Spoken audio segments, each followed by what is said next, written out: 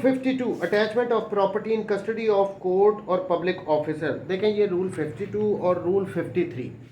ये बहुत इंपॉर्टेंट है आपके एग्ज़ाम के पॉइंट ऑफ व्यू से भी, या फिर आप समटाइम्स इंटरव्यूज़ में भी इनसे रिलेटेड क्वेश्चंस पूछ लिए जाते हैं, तो इनको ज़रा ध्यान से देखें, थोड़े से टेक्निकल भी हैं। देखें अब ये 52 में कह रहे हैं where the property to be attached is in the custody of any court or public officer. देखें फॉर इंस्टेंस ये एक प्रॉपर्टी है, ठीक है, ये प्रॉपर्टी है कस्टडी में, किसकी कस्टडी में है? ये कोर्ट ए इसकी कस्टडी में है या किसी पब्लिक ऑफिसर की कस्टडी में है। अब इसको अटैच कैसे करना है? फॉर इंस्टेंस कोर्ट बी है, ये इस प्रॉपर्टी को अटैच करना चाह रही है, कैसे करेगी? अब ये कोर्ट इस दूसरी कोर्ट को जिसकी कस्टडी में है या इस पब्लिक ऑफिसर को एक नोटिस भेज देगी, ये यहाँ पे इसको नोटिस भेज देंगे। नोटिस में कहेंगे कि भाई इस प्रॉपर्टी को हेल्ड कर लो, इससे रिलेटेड जो भी प्रॉफिट्स आ रहे हैं, जो कुछ भी डिविडेंड्स वगैरह पेएबल हो चुके हैं, सबको हेल्ड कर लो, सबको रोक लो। ये रिक्वेस्ट करेगी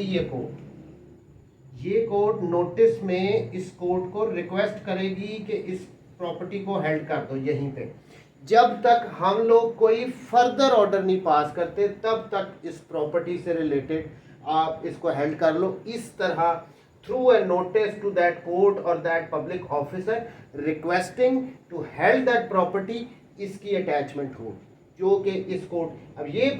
ये कोर्ट इसको अटैच करना चाह रही है ना, कस्टडी में इसके ही नहीं है, कस्टडी में इसके है, सिंपल सी बात है। देखें यही कह रहे हैं, the attachment shall be made by a notice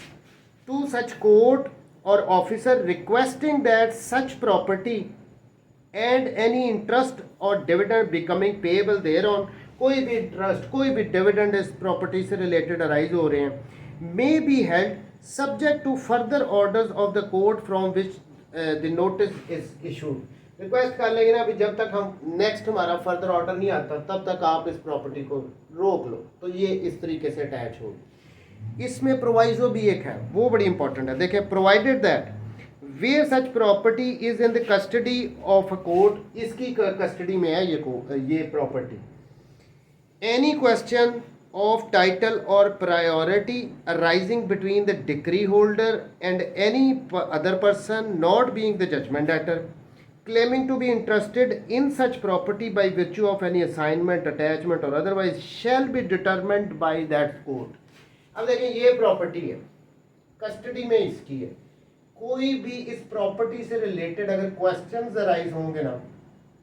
किससे रिलेटेड? किसी के इसके टाइटल से रिलेटेड। टाइटल किसका है?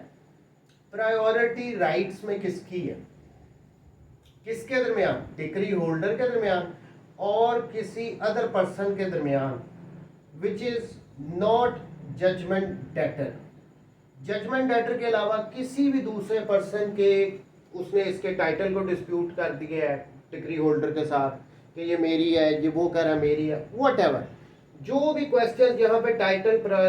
प्रायोरिटी से रिलेटेड डिक्री होल्डर और किसी भी दूसरे पर्सन के दरमियान अराइज हो रहे हैं जो कि जजमेंट डेटर नहीं है ये दूसरा पर्सन, तो ये सारे क्वेश्चंस कौन सी कोर्ट डिटरमिन करेगी? वो कह रहे हैं जिस कोर्ट की कस्टडी में है ना, वो ही ये सारे क्वेश्चंस इसी ने डिटरमिन करने, ये कोर्ट है, ये इनको डिसाइड करेगी सच कोर्ट। दोबारा देखिए, provided that where such property is in the custody of a court, questions of title or priority arising between the decree holder and any other person not being the judgment debtor, जो कि judgment debtor ना हो, claiming to be interested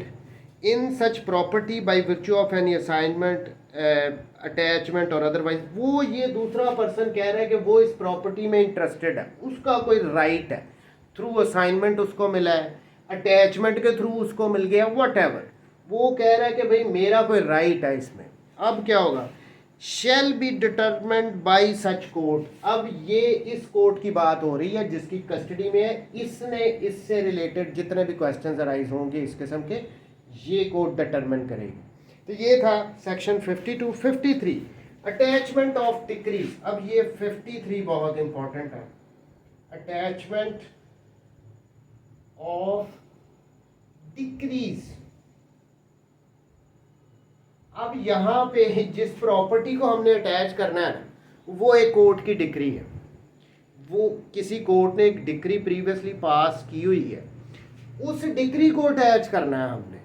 judgement letter अगर same है, उसके against किसी पहले भी किसी केस में एक फैसला आ चुका है, एक डिक्री पास हो चुकी है, तो यहाँ पे वो डिक्री अटैच हो जाएगी। अब उसका क्या तरीकाकार है? अच्छा, अब ये सब सेक्शन 1 सब रूल 1 से लेके 3 तक, 1 to 3, ये जो रूल्स है ना, ये एक पैटर्न पे है, उसके बाद फिर डिफरेंट हो जाएगा 4 से। अब ये 1 to 3 में कह रहे हैं, उन डिक्रीज की बात कर रहे हैं जो अटैच होनी है, जो कि पेमेंट ऑफ मनी से रिलेटेड है, पेमेंट ऑफ मनी से रिलेटेड है, या फिर मॉर्गेज या चार्ज की सेल से रिलेटेड, और चार्ज की सेल से रिलेटेड, ये डिक्रीज की बात हो रही है। सब रूल 1 देखें, where the property to be attached is a decree, जो प्रॉपर्टी अटैच करनी है ना वो एक डिक्री है। Either for the payment of money, या तो वो पेमेंट ऑफ मनी के रिलेटेड डिक्री है, or for sale in enforcement of a mortgage or charge, या मॉर्गेज या चार्ज की इन्फोर्समेंट के लिए कोई सेल की डिक्री हो गई है। ये 2 किस्म की अगर डिक्रीज हैं, the attachment shall be made. अब अटैचमेंट कैसे होगी? ए, अब पहली बात, if the decree were passed by the same court then by order of such court. अब देखें, ये जो डिक्री थी ये एक कोर्ट ए ने पास की थी, ठीक है। अब यही कोर्ट ए किसी फर्दर एग्जीक्यूशन में इस डिक्री को अटैच करना चाह रही है, ठीक है। सेम कोर्ट ने प्रीवियसली कोई डिक्री पास की और सेम कोर्ट ही उसको अब अटैच करना चाह रही है, तो क्या होगा? सिंपल सी बात है, यही कोर्ट ऑर्डर कर देगी कि वो डिक्री अटैच होगी, बस बात खत्म होगी। ये तो सिंपल है ना। If the decree were passed by the same court then by order of such court, ठीक हो गया, उसी कोर्ट ने डिक्री पास की, उसी कोर्ट ने अटैच कर ली। अच्छा, अब सेकंड बी, ये इंपॉर्टेंट है, another court, if the decree sought to be attached was passed by another court। अब इसको थोड़ा सा ना साथ साथ करते जाते हैं। देखिए ये थोड़ा सा है इसमें, ये है जी फॉर इंस्टेंस एक decree for payment of money or for the enforcement of for sale of mortgage or decree, ये एक डिक्री है, ये अटैच करना चाह रही है, ठीक है। अब इसमें ये डिक्री पास की गई थी कोर्ट ए की तरफ से, ठीक है, ये प्रीवियसली पास हो चुकी है, प्रीवियसली पास्ड है, कोर्ट ए ने इसको कर दिया। अभी तक हम यहां पे रहते हैं, ठीक है। If the decree sought to be attached was passed by another court then by the issue of to such other court of a notice by the court which passed a decree sought to be executed। अब court एक B है,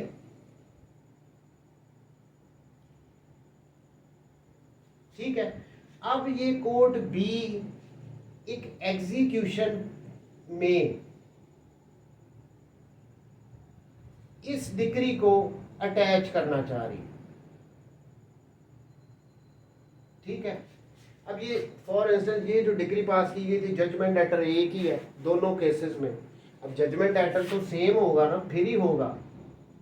इसी judgement letter के against ये previously decree court ए की तरफ से पास की गई है, इसी जजमेंट लेटर के अगेंस्ट कोर्ट बी की तरफ से अब एक डिक्री पास कर दी गई है।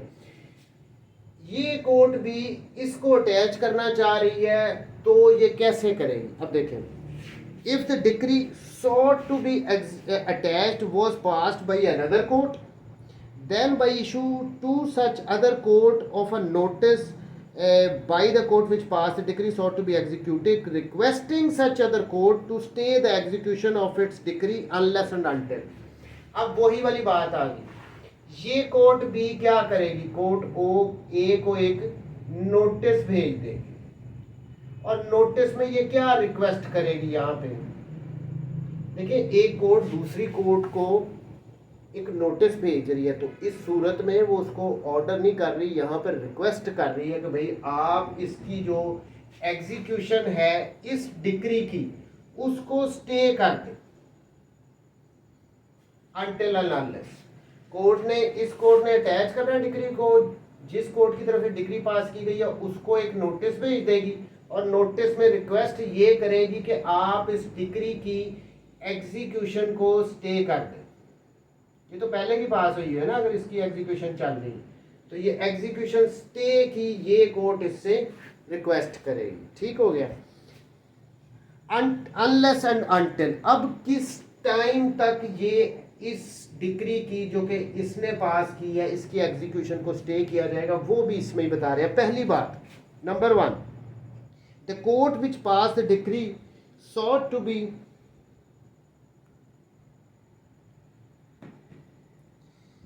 the court which passed the decree sought to be executed cancels the notice। अब पहली बात ये आ गई कि ये इस कोर्ट ने इसको नोटिस भेजा था ना, अगर यही कोर्ट बी अपने इस नोटिस को कैंसिल कर दे, नोटिस को कैंसिल कर दे बस, तो क्या हो जाएगा, इसकी एग्जीक्यूशन का जो स्टे है वो खत्म हो जाएगा, ये कोर्ट अपनी इस डिक्री को एग्जीक्यूट करवाएगी। ठीक हो गया। पहली बात तो आ गई ये। दूसरा क्या वो बता रहे हैं, 2 में भी आगे बड़ी इंपॉर्टेंट बात है। 2 में ये कह रहे हैं, पहली बात तो क्लियर होगी ना कि अगर तो ये कब तक स्टे रहेगी ये एग्जीक्यूशन इस डिक्री की इस कोर्ट की तरफ से, जब तक ये कोर्ट अपने इस नोटिस को कैंसिल नहीं कर देती। दूसरा, the holder of the decree sought to be executed. अच्छा, यहाँ पे इस एग्जीक्यूशन में इस केस में जो डिक्री होल्डर था, पहली बात इसको कोर्ट का जो डिक्री होल्डर है इसको डिक्री होल्डर हम कर देते हैं डिक्री होल्डर 2। ठीक है, इसका ये जो डिक्री है इस कोर्ट की तरफ से, यहाँ पे डिक्री होल्डर 1 होगा। ठीक है, क्योंकि ये बाद में आ रही है मैं इसको नंबर 2 कर देता हूँ, ये समझने के लिए ज़रा आसानी हो जाएगी। 2, the holder of the decree sought to be executed or his judgment debtor applies to the court receiving such notice to execute the attached decree। दूसरी बात ये कह रहे हैं कि अगर तो ये जो डिक्री होल्डर है जो अपनी डिक्री की एग्जीक्यूशन करवाना चाहता है, ये या जजमेंट डेटर सेम था ना, ये या जजमेंट डेटर दोनों एक एप्लीकेशन दे दें, अप्लाई कर दें, एप्लीकेशन दे दें किसको, कोर्ट ए को। कोर्ट ए को अगर ये एप्लीकेशन दे दें कि जी आप इस डिक्री को एग्जीक्यूट कर दें, तो तब तक ये रहेगा, इसकी स्टे अदरवाइज ख़त्म हो जाएगा। देखिए मैं सिंपली कर देता हूँ इसको। अगर एक डिक्री है जिसको अटैच करना चाह रहे हैं, कोर्ट बी करना चाह रही है, वो कोर्ट ए ने प्रीवियसली पास किया, तो ये कोर्ट इसको एक नोटिस दे देगी कि भाई रोक दो सारा कुछ इसका, इस पे इसकी एग्जीक्यूशन पे स्टे लगा दिया जाएगा रिक्वेस्ट के साथ। अब ये स्टे कब तक होगा, ये स्टे तब तक होगा जब तक कोर्ट ये वाली जिसने नोटिस दिया था ये अपने नोटिस को कैंसिल ना कर दे। सेकेंडली, जो डिक्री होल्डर है इस कोर्ट बी का जो एग्जीक्यूट करवाना चाह रहा है अपनी डिक्री को, वो या जजमेंट डेटर इस कोर्ट को एक एप्लीकेशन दे के कहें कि आप इस डिक्री की एग्जीक्यूशन कर लो जो स्टे की हुई थी, तब तक ये रहेगा। तो पहला इसका ये आ गया। Sub section 2, where a court makes an order under clause A of sub rule 1। ए सब रूल 1 में क्या था, वहाँ पे ये था कि सेम कोर्ट थी, उसी की पहले डिक्री थी और उसी को अटैच कर लिया गया, वो वाली बात आ गई। और receives an application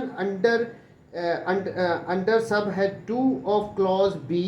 of the said sub rule. अब ये या फिर ये एप्लीकेशन आ रही है, 2 सूरतें आ गई, या तो ए वाली थी कोई ऑर्डर हुआ था, या दूसरी सूरत ये आ गई कि ये एप्लीकेशन दी गई है, on the application of the creditor who has attached the decree और हिज जजमेंट डेटर। अच्छा, अब यहाँ पे क्या होगा इन दोनों सूरतों में,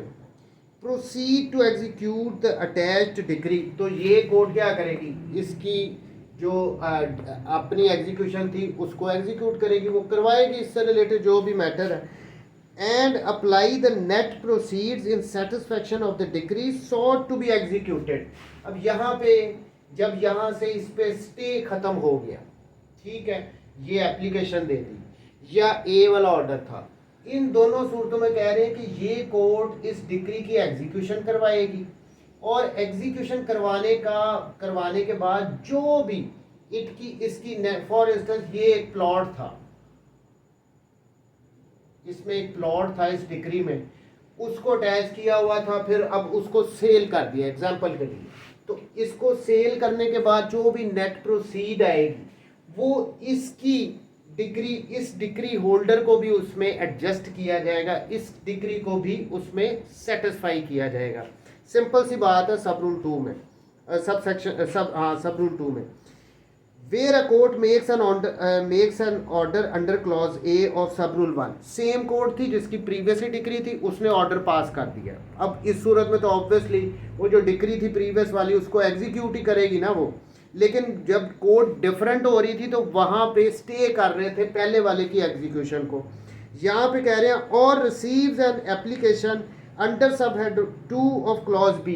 ये एप्लीकेशन चली गई है इस कोर्ट को कि भाई आप अपनी जो हम स्टे है ना उसको छोड़ो, आप अपनी डिग्री को एग्जीक्यूट करो।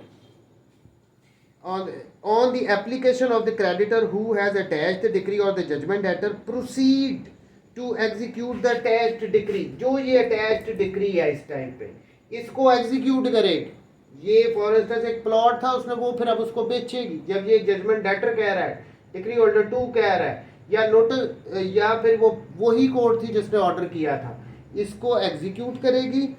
And apply the net proceeds its satisfaction of the decree sought to be executed, और इस डिक्री को भी इसमें नेट प्रोसीड के साथ इसको भी सेटिस्फाई किया जाएगा। सब रूल 3 इसका, the holder of a decree sought to be executed by attachment of another decree of the nature specified in subrule 1 shall be deemed to be representative of the holder of the attached decree and to be entitled to execute such attached decree in any manner lawful for the holder thereof। देखिए अब यहाँ पे हो क्या रहा था, ये सबरूल 3 को मैं सिंप्लीफाई करता हूँ। ये DH1 था ना, इसकी डिक्री जो थी इसकी फेवर में आई थी, उसको अटैच किया हुआ था, उस पर स्टे लगा हुआ था, ठीक है। अब इन्होंने एप्लीकेशन दे दी कि जी आप इसको एग्जीक्यूट करें। यहाँ पे ये इसमें कह रहे हैं कि जो नेट प्रोसीड आएगी, हम पीछे पढ़ के आए हैं, उससे इस डिक्री को सेटिस्फाई किया जाएगा। लेकिन सब रूल 3 में कह दिया गया है कि ये DH2 ये जो ये वाला था ये इसको रिप्रेजेंट करेगा। ऐसे नहीं हो सकता कि इसकी जो भी नेट प्रोसीड है सारी इसको मिल जाए, उसमें से इसको भी देना है। इसके इंटरेस्ट को ये रिप्रेजेंट करेगा, ये सारा कुछ खुद ही नहीं इसने ले जाना, इसने उसको भी देखना है कि उसका क्या शेयर है, उसको कितना मिलना चाहिए। सिंपल सी बात की गई है कि ये डिक्री होल्डर इस वाले डिक्री होल्डर को, जिसकी डिक्री को पहले अटैच किया गया था, अब चूंकि उसको एग्जीक्यूट किया जा रहा है, तो ये वाला इसके इंटरेस्ट का रिप्रेजेंटेटिव होगा। The holder of a decree sought to be executed by attachment of another decree of the nature specified in subrule 1, ठीक है, shall be deemed, उसको समझा जाएगा, to be representative of the holder of the attached decree। ये इसका decree holder था जिसको attach किया, इसको इसका representative समझा जाएगा, shall be deemed and to be entitled to execute such attached decree in any manner lawful for the holder thereof। तो lawful manner में इसको एग्जीक्यूट करके इसके भी इंटरेस्ट का देखना है, सारा उसने खुद ही नहीं ले जाना। अच्छा, यहाँ तक 1 2 3 कंप्लीट हो गया। यहाँ तक 1 to 3 में क्या था, कौन सी ये डिक्री थी जो कि पेमेंट ऑफ मनी के लिए थी या फिर मॉर्गेज या सेल वाली थी। अब यहाँ पे 4 में कह रहे हैं अदर डिक्रीज, यानी ये जो पेमेंट ऑफ मनी या मॉर्गेज वाली, उसके अलावा जो दूसरी डिक्रीज होंगी उनको कैसे अटैच किया जाएगा, ये सब रूल 4 में बताया गया। ये बड़ा इंपॉर्टेंट है। Where the property to be attached in the execution of a decree is a decree other than a decree of the nature referred to in sub rule 1। अब ये 1 में क्या था कि वो जो पेमेंट वाली या मॉर्गेज या चार्ज वाली डिक्रीज, उनके अलावा कोई भी अदर डिक्रीज है जिनको अटैच किया जाना है, तो वो कैसे करेंगे, ये 4 में बता रहे हैं, सब रूल 4 में। The attachment shall be made by a notice by the court which passed the decree sought to be executed to the holder of the decree sought to be attached to the holder of the decree sought to be attached, prohibiting him from transferring or charging the same in any way। देखें, अब इसको इस तरह समझ लें, ये court ए है, ठीक है, इसने प्रीवियसली ये एक डिक्री पास की है, ये अदर डिक्री है, ये 1 वाली नहीं, ठीक है। अब इस डिक्री का डेफिनेटली एक डिक्री होल्डर होगा, इसको DH1 कर लेते हैं या DH कर लेते हैं, ये जी डिक्री होल्डर डेफिनेटली इसकी फेवर में डिक्री पास हुई है ना। अच्छा, कोर्ट ए ने ये पास की, अब कोर्ट ए ने एक और डिक्री नंबर 2 कर ले इसको, ये एक दूसरी डिक्री है, इसकी एग्जीक्यूशन में इस प्रीवियस वाली डिक्री को ये अटैच करना चाह रही है, ठीक है। अब यहाँ पे ये ध्यान में रखना है कि जजमेंट डेटर सेम है, जजमेंट डेटर सेम होना चाहिए, ठीक है। कोर्ट ए ने पहले एक डिक्री पास की, उसका एक डिक्री होल्डर, उसी कोर्ट ने डिक्री नंबर 2 ये वाली एक पास किया और इसकी एग्जीक्यूशन में इस डिक्री को अटैच करना है, तो कैसे होगा, ये वाली कोर्ट इस डिक्री होल्डर को क्या करेगी, एक नोटिस दे देगी, नोटिस दे के ये कहेगी कि भाई आपने कुछ भी इससे ना इस डिक्री को ट्रांसफर करना है, इससे रिलेटेड कुछ भी नहीं, ये इस तरह अटैच हो जाएगी। इसको इसके डिक्री जो प्रीवियस डिक्री है उसके डिक्री होल्डर को एक नोटिस दे देगी और उसको रोक देगी। देखिए, sought to be executed to the holder of the decree sought to be attached, prohibiting him from transferring or charging the same in any way। Notice means यानी उसको नोटिस नहीं, इसको प्रोहिबिटिंग ऑर्डर एक दे, इसको ऑर्डर करे, इसको prohibit करे कि भाई इसको आपने कहीं भी दूसरी जगह डिक्री को ना ट्रांसफ़र करना या इससे रिलेटेड कुछ भी नहीं, तो ये इस तरह अटैच हो जाएगी। Where such decree has been passed by any other court, also by sending to such other court a notice to abstain from executing the decree sought to be attached until such notice is cancelled by the। अब ये दूसरी situation में देख लें, दूसरी situation में वही एक ये डिक्री आ गई जो कि हमारी ये अदर डिक्री है, ठीक है, इसको पास किया है कोर्ट ए ने। अब एक कोर्ट बी है, डिफरेंट होगी ना। देखिए, 1 सिचुएशन ये थी कि सेम कोर्ट ने पहली डिक्री पास की थी, सेम कोर्ट ने दूसरी डिक्री पास की और वो पहली वाली को अटैच करना चाह रही है।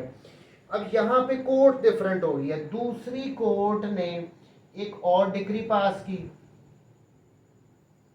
अगेंस्ट, अब इन दोनों डिक्रीज में जजमेंट डेटर एक तो सेम हो गया, सेम जजमेंट डेटर के अगेंस्ट हो गया, लेकिन यहाँ पे डिफरेंस आ रहा है कि कोर्ट डिफरेंट हो गई है। अब ये डिक्री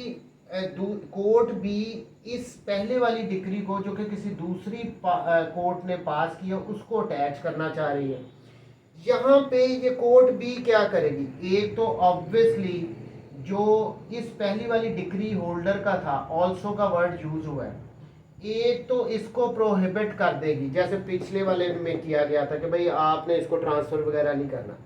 सेकेंडली उसके साथ साथ ये जो कोर्ट ए है इसको भी एक नोटिस देगी कि भाई आप इस अपनी डिग्री की एग्जीक्यूशन ना करो जब तक हम फर्दर ऑर्डर नहीं करते, जहाँ जैसे यहाँ पे पहले में हुआ था। ये देखें, where such decree has been passed by any other court, अब ये दूसरी कोर्ट आ गई, courts different, also by sending, also का वर्ड का मतलब आ गया जो डिग्री होल्डर था उसको तो उसने प्रोहिबिट करना ही करना था। Also by sending to such other court a notice to, अब इस कोर्ट को ये नोटिस भी भेजेगी to abstain from executing decree sought to be attached until such notice is cancelled, जब तक हम ये अपने नोटिस को कैंसिल नहीं ना करते तब तक आप ये कोर्ट इसको नोटिस भेज रही है कि आप इस अपनी डिग्री की एग्जीक्यूशन ना करो, from which it was sent. तो ये इसमें दो सिचुएशंस आ गई 4 में अदर डिग्री में, सेम कोर्ट है फिर तो मसला ही कोई नहीं ना, पहले वाली डिग्री से रिलेटेड वो डिग्री होल्डर को रोक देगी। 2 सिचुएशन में कह रहे हैं कि जहाँ पे कोर्ट्स डिफरेंट होगी वहाँ पे एक तो पहली का डिग्री होल्डर है, क्योंकि वर्ड यहाँ पे यूज किया गया also, where such decree has been passed by any other court also by sending, यानी डिग्री होल्डर को तो ये प्रोहिबिट करना ही करना है, उसके साथ साथ जो दूसरी कोर्ट थी उसको भी नोटिस भेज देना है कि आप एग्जीक्यूशन अपनी इस डिग्री की रोक दो, तो जब तक हम अपने इस नोटिस को कैंसिल नहीं करते। तो ये इस तरीके से ये डिक्रीज की अटैचमेंट हो रही है। आई होप मैंने एक्सप्लेन कर दिया, ये थोड़ा सा टेक्निकल है लेकिन इसीलिए इन पर थोड़ा टाइम भी ज़्यादा लग रहा है, लैंग्वेज थोड़ी सी कम्प्लेक्स थी यहाँ पे। सब rule 5, the holder of A degree attached under this rule, the holder of the decree attached under this rule shall give the court executing the decree such information and aid as may be reasonably required। देखिए अब ये कह रहे हैं कि ये जो जिसकी डिग्री को अटैच किया जा रहा है ना, यहाँ वाला ये DH हो गया, ये डिग्री होल्डर हो गया, ये इन्होंने एड करने या उस कोर्ट को एग्जीक्यूशन में, ये कहा गया। 6, on the application of the holder of the degree sought to be executed by the attachment of another decree। अब ये कह रहे हैं कि अगर ये वाला DH2 हम जिसको मिसाल में लेके चल रहे हैं, जो जिसकी डिग्री को एग्जीक्यूट करवाने के लिए एक डिग्री को अटैच किया जा रहा है, उसकी एप्लीकेशन पे the court making an order of attachment under this rule shell give notice of such order to the judgment debtor bound by the decree attached and no payment। अच्छा, अब जब ये एक एप्लीकेशन अगर देता है ना जिसकी डिग्री को के लिए एग्जीक्यूट करवाने के लिए अटैच किया गया डिग्री को, तो यहाँ पे एक नोटिस भी दिया जाएगा जजमेंट डेटर, क्योंकि जजमेंट डेटर तो सेम चल रहा है ना, उसकी एक प्रॉपर्टी है, उसको भी एक नोटिस दिया जाएगा। एंड नो पेमेंट और adjustment of the attached degree made by the judgment debtor in contravention of such order after receipt of notice thereof through the court or otherwise shall be recognized by any court as long as attachment remains in force।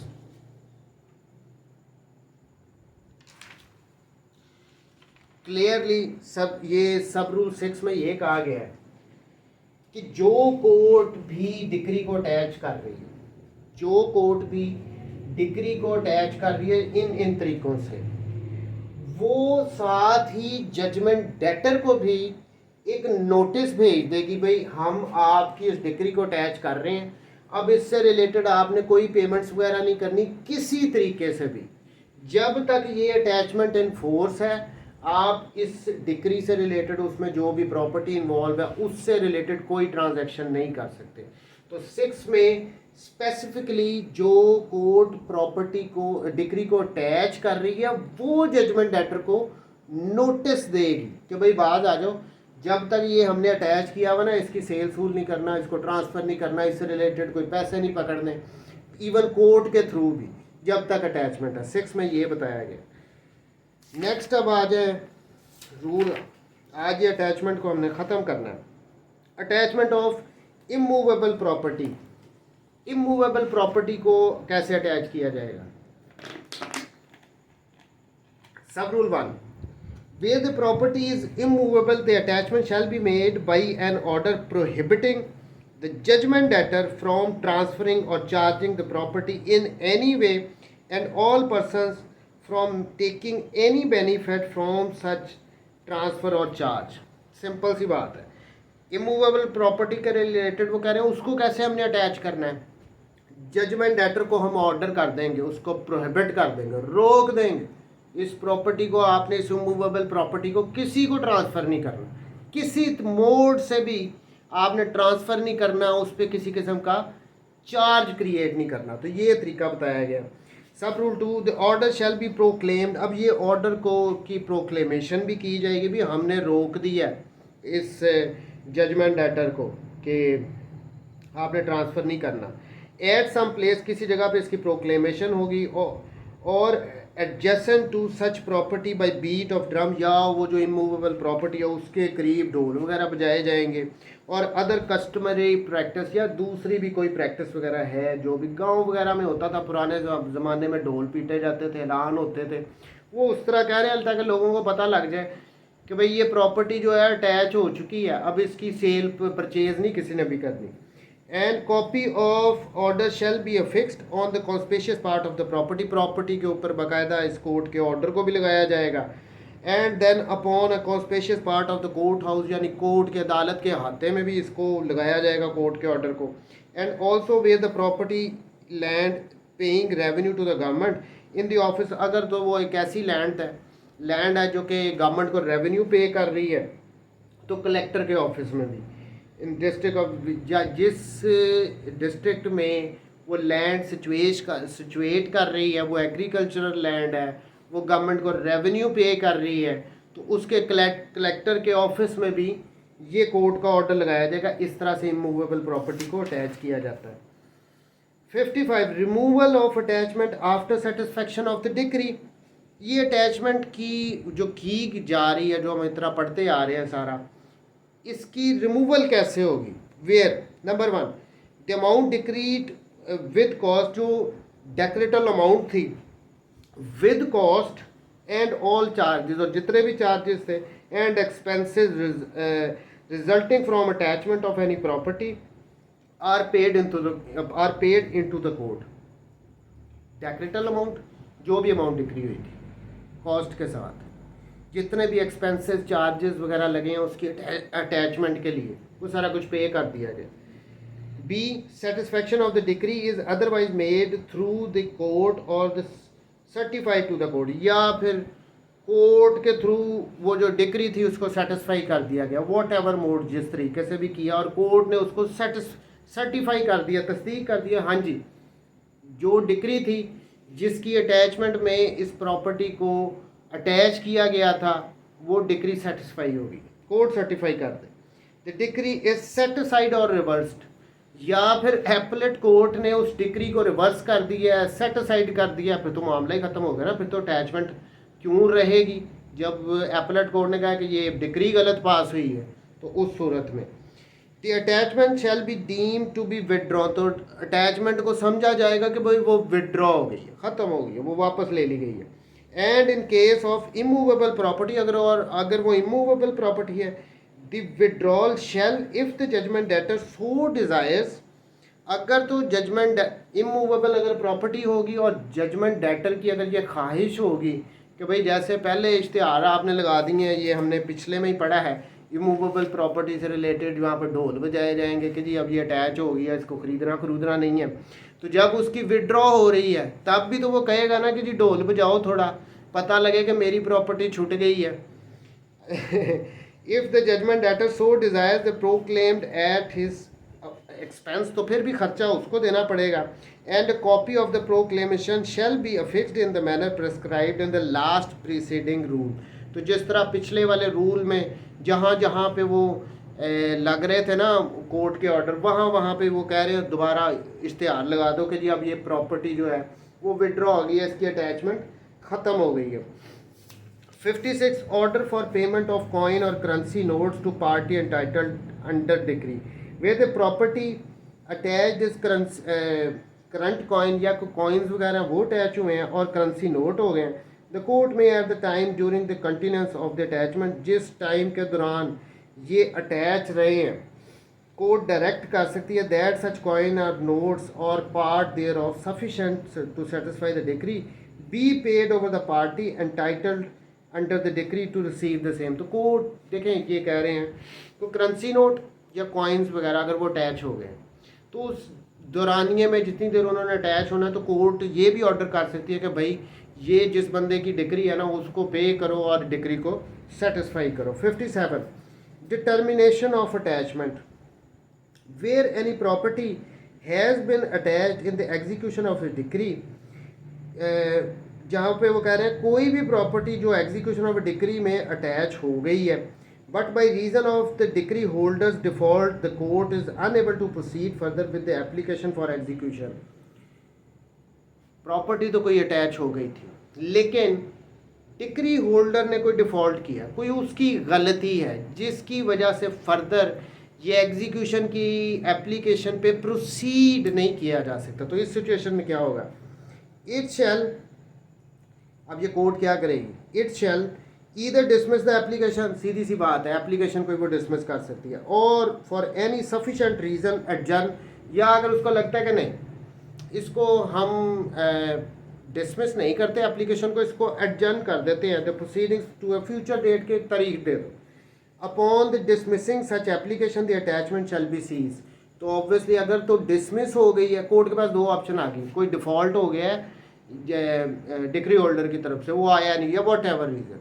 उसके लिए कुछ court ने order किया था उसने वो पूरा नहीं किया तो फर्दर आगे प्रोसीड नहीं कर सकते, तो कोर्ट यहाँ पे या तो उस एप्लीकेशन को डिसमिस कर देगी या एडजर्न कर देगी, कोई फ्यूचर डेट डाल देगी उस पर। और अगर तो डिसमिस ही कर दिया ना कोर्ट ने तो जो प्रॉपर्टी अटैच थी उसकी अटैचमेंट ख़त्म हो जाएगी। 58 अच्छा ये investigations of claims and objections, अब ये कोई अटैचमेंट से रिलेटेड जो ऑब्जेक्शंस वगैरह आएंगे उनसे रिलेटेड है प्रोसीजर बताया गया। 58 sub rule 1 where any claim is preferred, कोई क्लेम किया गया किसी की तरफ से और any objection is made to the attachment या अटैचमेंट से रिलेटेड कोई ऑब्जेक्शन आ गई है, any property attached in the execution of the decree on the ground that such property is not liable to such attachment। अगर तो कोई किसी पर्सन ने कोई क्लेम कर दिया, कोई ऑब्जेक्शन रेज कर दिया कि ये जो आपने प्रॉपर्टी अटैच कर ली है ये तो अटैच हो ही नहीं सकती, तो क्या होगा, the court shall proceed to investigate the claim or objection. तो कोर्ट इस मैटर से रिलेटेड कोई इन्वेस्टिगेशन करेगी, इस सारे मामले को, ऑब्जेक्शन को सुने वगैरह की इन्वेस्टिगेशन करेगी with like powers as regard the examination of claimant or objector. उसके पास ये पावर होगी कि अब ये इन्वेस्टिगेशन करनी है ना भाई, इसने कह तो दिया है अटैचमेंट से रिलेटेड कि आप इसको अटैच ही नहीं कर सकते, ये मेरी ऑब्जेक्शन है, तो यहाँ पे कह रहे हैं कोर्ट के पास पावर होगी उस कंप्लेनेंट को, उस क्लेमेंट को सॉरी, या वो जो ऑब्जेक्टर है जिसने ऑब्जेक्शन किया उसको वो एग्जामिन कर सकती है, and in all other respects as if it was a party to the suit. अब वो बेशक पार्टी नहीं भी था लेकिन उसको एग्जामिन किया जाएगा क्योंकि उसने ऑब्जेक्शन रेज कर दिया ना कि आप तो अटैच कर ही नहीं सकते, ये प्रॉपर्टी तो मेरी थी, आपने किधर इसको अटैच कर दिया। इस सूरत में कोर्ट उसको एग्जामिन ऐसे ही करेगी जैसे वो पार्टी टू द सूट था, जो ओरिजिनल सूट था उसमें वो पार्टी नहीं था, थर्ड पर्सन है, उसने कहा आपने यहाँ पे कहाँ पे अटैच कर लिया मेरी प्रॉपर्टी को, नहीं आप कर सकते थे। कोर्ट वो ऑब्जेक्शन उसने रेज किया, कोर्ट क्या करेगी, उसको बाकायदा इस मैटर को इन्वेस्टिगेट करेगी, उसको सुनेगी, उसको एग्जामिन करेगी, ये इसका मकसद है। Provided that no such investigation shall be made. अच्छा कब वो कह रहे हैं कि कोर्ट कोई ऑब्जेक्शन आ गई है किसी पर्सन की तरफ से, तो कोर्ट वो कह रहे हैं कि इन्वेस्टिगेशन नहीं करेगी, किस सूरतों में, where it appears to the court, जहाँ पे कोर्ट को लगता है that the claim or objection whether made before or after the sale, जहाँ पे कोर्ट को ये लगा कि ये जो ऑब्जेक्शन कर रहा है बंदा, चाहे वो अटैच प्रॉपर्टी सेल हो गई है या नहीं होगी, पहले किया उससे या बाद में किया ऑब्जेक्शन, जहाँ पे कोर्ट को ये लगेगा हैज़ बिन डिज़ाइनली और अननेसेसरीली डिलेड, यानी उसने बड़ी डिले के बाद आया है जी आगे ऑब्जेक्शन, हमने सेल भी कर ली, या कोर्ट को लग रहा है कि भाई ये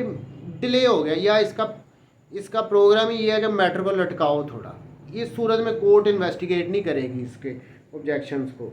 और was not made within a reasonable time, court को लगता है कि रीज़नेबल टाइम में इसने की नहीं है भैया, वो प्रॉपर्टी को सेल हुए या अटैच हुए 2 साल हो गए हैं, वो 2 साल के बाद आ रहा है, तो रीजनेबल टाइम तो नहीं है। और within 1 year of the date of the first attachment of the said property in the execution of the said decree, या इसी डिक्री की कोई पहली एग्जीक्यूशन में ये प्रॉपर्टी पहले भी अटैच हो चुकी थी, उस टाइम पे वो नहीं आया, अब आ गया, तो इस सूरत में भी कोर्ट इसके ऑब्जेक्शन को इन्वेस्टिगेट नहीं करेगी। देखिए दोबारा, provided that no such investigation shall be made where it appears to the court that the claim or objection whether made before or after the sale has been designedly or unnecessary delay के साथ है, और was not made within a reasonable time में इसने objection ही नहीं किया, और within 1 year of the date of the first attachment, जब फर्स्टली इसी प्रॉपर्टी को अटैच किया गया था इसी डिक्री की एग्जीक्यूशन में, तब इसने ऑब्जेक्शन नहीं किया। विच एवर इज अर्लियर, जो कोई उनमें से पहले आ रहा था, अनलेस द क्लेमेंट और ऑब्जेक्टर, तब पहले ऊपर बता रहे हैं कि इन सारी सूरतों में कोर्ट ने जो ऑब्जेक्टर है, जो क्लेमेंट है, उसके ऑब्जेक्शंस को इन्वेस्टिगेट नहीं करना, यानी ना उसको एग्जामिन किया जाएगा, उसको कोर्ट कहेगी फारिग, लेकिन किन सूरतों में करेगी। अब ये आगे, unless the claimant or objector a prove title acquired in good faith, या तो वो ये साबित कर दे, वर्ड आ रहा है प्रूव का,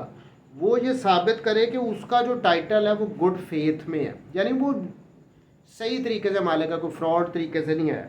and for consideration subsequent to the date of first attachment, या फिर जब ये पहले अटैच की गई थी सेम प्रॉपर्टी इसी डिक्री के एग्जीक्यूशन में,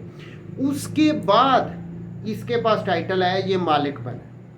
वो कह रहे थे ना ऊपर के वो पहले जब अटैचमेंट हुई थी तब तो इसने कोई ऑब्जेक्शन नहीं फाइल की, वो ये साबित कर दे कि भाई मेरा जो टाइटल आया है वो तो फर्स्ट अटैचमेंट के बाद आया है, तो इस सूरत में कोर्ट इन्वेस्टिगेट करेगी मैटर को। B prove that the predecessors in interest, यानी वो साबित कर दे कि जो उसके बाप दादा थे उससे पहले वाले जो जिनका इंटरेस्ट था इस प्रॉपर्टी में, whether their interest existed at the time of such attachment or was acquired thereafter, चाहे उनका इंटरेस्ट इस अटैचमेंट से पहले था या बाद में उनके पास आया है। Fraudulently omitted to make a claim or objection, लेकिन उन्होंने फ्रॉड के ज़रिए ना ओमिट कर दिया, उन्होंने अपने क्लेम को ऑब्जेक्शन को रेज ही नहीं किया, तो ये दूसरी बात आ गई। अगर वो ये प्रूव करता है तो फिर उसको सुना जाएगा। C impleads all such predecessors in interest as parties, या फिर वो जितने भी उसके प्रीडिसेसर इन इंटरेस्ट थे ना, जिनके बारे में वो कह रहा था कि उन्होंने फ्रॉडेंटली नहीं किया ये ऑब्जेक्शन या क्लेम नहीं उन्होंने किया, उनको वो पार्टी बना ले, फिर भी कोर्ट इन्वेस्टिगेट करेगी, भाई इसने तो अपने ही बड़ों को पार्टी बना दिया, तो इस मैटर को इन्वेस्टिगेट करते हैं। 2 postponement of sale, obviously court ने जब ये इन्वेस्टिगेशन करनी है, जो ऑब्जेक्शन वगैरह आए हैं उस दौरान जो सेल वगैरह उसको पोस्टपोन कर देगी। Where the property to which the claim or objection applies has been advertised for sale, the court ordering the sale may postpone it pending the investigation of the claim or objection, तो तब तक court, जब तक ये investigation वगैरह complete नहीं होती तब तक कोर्ट पोस्टपोन कर सकती है sale. 59 evidence to be adduced by the claimant or the objector, जो भी क्लेम कर रहा है या जो भी ऑब्जेक्शन रेज कर रहा है, must adduce evidence to show that at the date of attachment he had a title to or right or interest in the property attach. वो कह रहे हैं कि 59 में कि जो भी क्लेमेंट है या ऑब्जेक्टर है जो अटैच, उसको ये इससे रिलेटेड एविडेंस देनी पड़ेगी कि at the date of attachment, जब ये प्रॉपर्टी जो भी अटैच हो रही है उसके पास टाइटल था या राइट या कोई इंटरेस्ट था उस प्रॉपर्टी के साथ अटैच्ड, इससे रिलेटेड उसको एविडेंस देनी पड़ेगी। 60 release of the property from attachment, where upon said investigation, जब ये इन्वेस्टिगेशन कंप्लीट होगी, the court is satisfied, court satisfy होगी, क्लेमेंट या ऑब्जेक्टर ने प्रूव कर दिया had a title to the right or interest in said property and said property was not by the reasons of such title, right or interest wholly or partly liable to attachment। जब investigation complete हुई, उसने evidence दी, court satisfy हो गई कि yes इसका right है, चाहे complete कोई टाइटल है इसका, कोई इंटरेस्ट है, चाहे पूरी प्रॉपर्टी में या उसके किसी पार्ट से related, shell make an order releasing the property, तो कोर्ट ने उस प्रॉपर्टी को जो अटैच किया उसको रिलीज़ कर देगी, चाहे वो पूरी को कर दे अगर पूरी पे उसका कोई राइट था, कोई क्लेम था, या फिर जिस पार्ट तक उसने उसका क्लेम था, राइट था, उस हद तक उसकी अटैचमेंट से उसको प्रॉपर्टी को रिलीज़ कर देगी। तो ये इन्वेस्टिगेशन वाले थे 58 to 60। 61 continues of attachment subject to claim of encumbrance. अच्छा, ये where the court is satisfied, जहाँ पे कोर्ट सेटिस्फाई हो, सफिशेंट एविडेंस आ गई, where the court is satisfied that the property is subject to mortgage or charge in favor of some person, किसी भी person की फेवर में कोई चार्ज है या कोई मॉर्गेज वगैरह है, and thinks fit to continue the attachment, लेकिन कोर्ट समझती है कि अटैचमेंट रहे, कंटिन्यू करे, it may do so subject to such mortgage or charge, तो वो इसको कंटिन्यू रख सकती है इस अटैचमेंट को, बट वो सब्जेक्ट टू हो जाएगी वो मॉर्गेज या चार्ज। ये 61 में था। 62 questions relating to rights et cetera और claimant to in attachment property to be decided by, अच्छा, all questions relating to the right, title और interest of the claimant और objector, उसके जितने भी किसी क्लेमेंट के या ऑब्जेक्टर के जितने भी राइट्स हैं, जितने भी उसके इंटरेस्ट हैं, उनसे रिलेटेड जो वो क्लेम कर रहा है, जो वो ऑब्जेक्शन दे रहा है, इन द अटैच प्रॉपर्टी, उस प्रॉपर्टी में जो अटैच हो चुकी है, shall be adjudged, adjudicated upon and determined by the court, and no separate suit shall lie to establish such title, right और interest। क्लियर बात वो कह रहे हैं, वो कह रहे हैं कि जब भी कोई एक ऐसी प्रॉपर्टी है जिसको एग्जीक्यूशन में अटैच कर लिया गया, उससे रिलेटेड किसी पर्सन के, किसी कोई क्लेमेंट है, कोई ऑब्जेक्टर है, उसका वो कहता है अटैच प्रॉपर्टी में मेरा कोई राइट वगैरह है, तो वो इसी कोर्ट ने जिसने उसको अटैच किया उसने डिटरमिन करना है, उसके लिए वो क्लेमेंट या ऑब्जेक्टर उस टाइटल या राइट से रिलेटेड वो जाके सेपरेट सूट नहीं फाइल करेगा, वो उसी कोर्ट में आएगा जहाँ पे अटैच किया गया था और उधर एप्लीकेशन वगैरह देगा। तो ये हमारा अटैचमेंट आज ऑर्डर 21 की कंप्लीट हो गई है। कल हम इंशाल्लाह सेल को स्टार्ट करेंगे और ये 2 पार्ट्स में इंशाल्लाह कंप्लीट होगी।